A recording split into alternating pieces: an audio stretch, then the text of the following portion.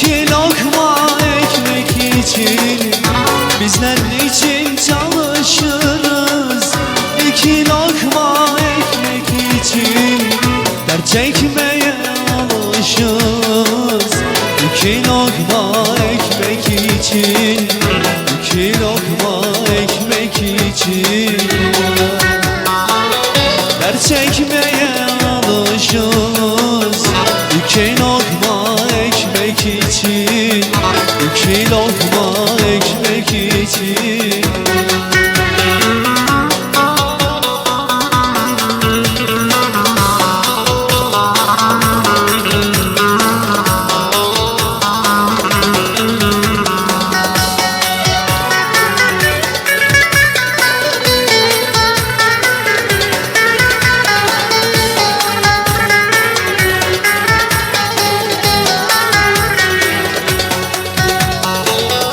Bazen kazma bazen kürek, dayanır mı buna yürek?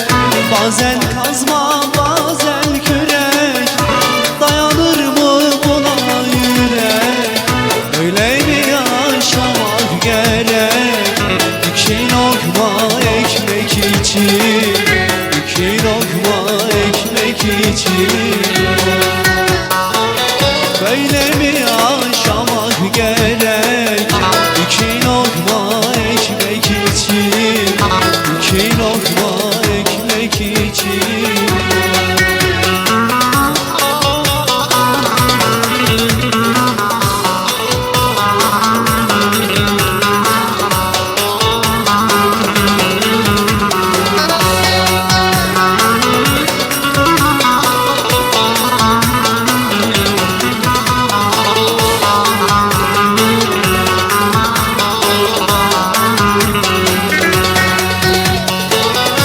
Emeksizin böyle yazar, dolaşır diyar gezer.